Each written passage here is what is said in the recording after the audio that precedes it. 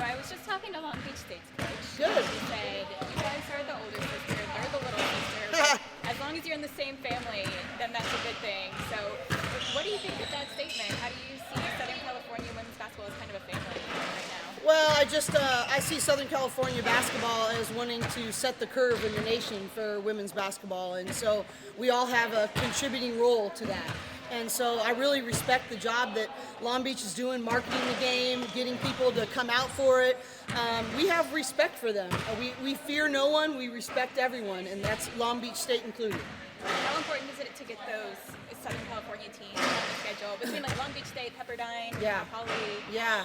And every year we've had UC Riverside in the last couple of years. And, I just think when you want to grow a sport and you want to go to new levels, you have to take off your institutional hat and you got to work together. And that's what this year, the schools that you mentioned in Long Beach, Cal Poly, obviously USC, Pepperdine, we've got to work together to garner more and more interest surrounding our sport. And honestly, it starts with you all, covering it and garnering up interest about it and telling the stories with it.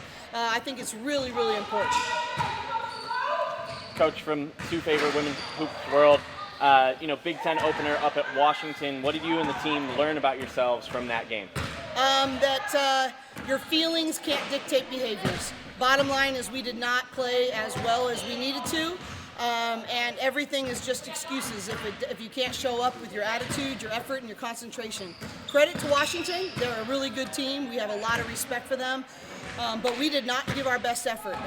Not in rebounding, not in defensive intensity, not in focus, not in selflessness. And so we've got to turn that around immediately.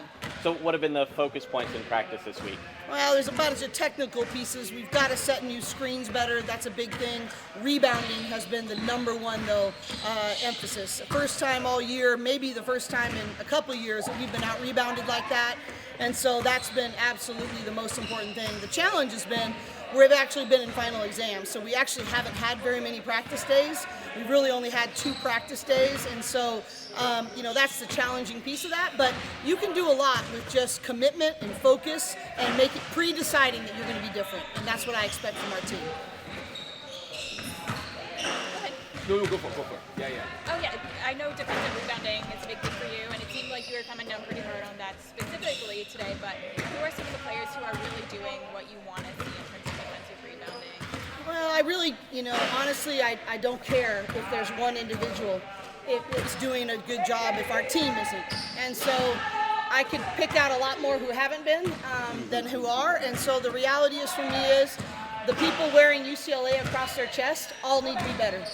Both sides. Defensive rebounding, offensive rebounding, creating extra possessions, getting passion plays, doing the selfless, gritty play. We played against Washington like we wanted to be the pretty team instead of the gritty team. And that is unacceptable.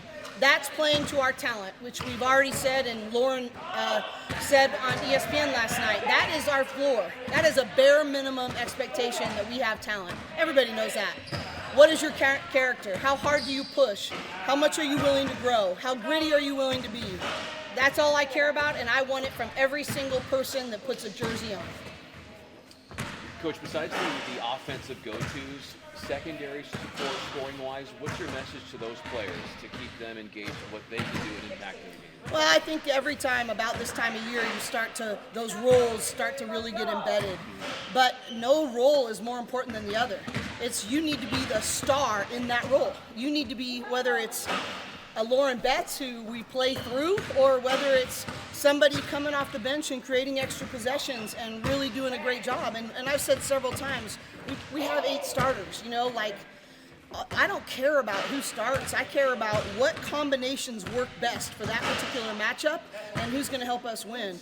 But I think the reality is that at this point, you've probably earned what you've earned in terms of freedoms and shots and what are your best shots.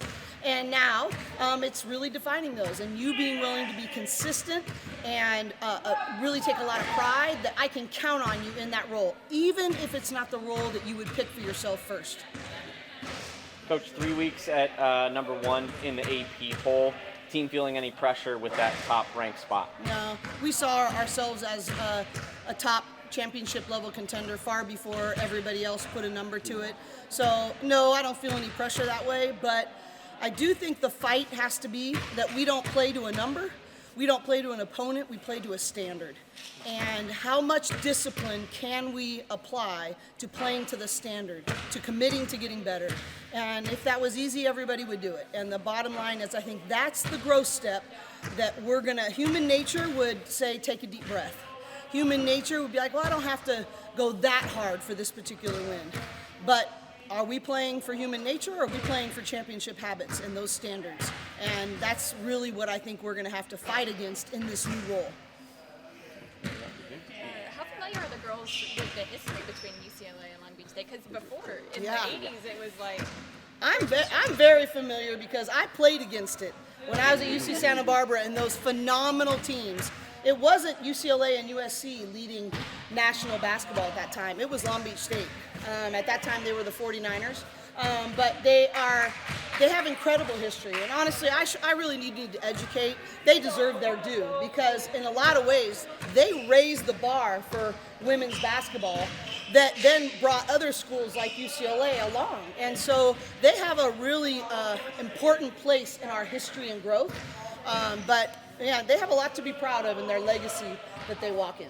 And then one more quick one. I know you don't want to talk about yourself probably, but if you get this win, you'll be the winningest coach at UCLA. How cool would it be to get it at a place against a team that you have so much history with? Well, honestly, just to be able to say thank you to Billy Moore. She's not with us anymore. We lost her to a battle with cancer. But I remember specifically I was playing at UC Santa Barbara, and we were driving down to UCLA playing against a really good Billy Moore team. And one of our fathers called Erica Keenest, I literally remember like it was yesterday, and called this young lady and said, do you know who Billy Moore is? Do you know what she's done? She was an Olympic coach. She was this. She was that. And I remember thinking like, wow, I mean, this is a woman who's like she's it, you know? And so it's with great humility that I have a chance to even coach in the same place, to be talked about in the same language.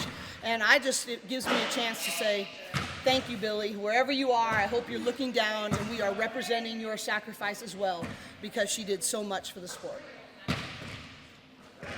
All right? Thanks. All right, thank you guys. Appreciate you.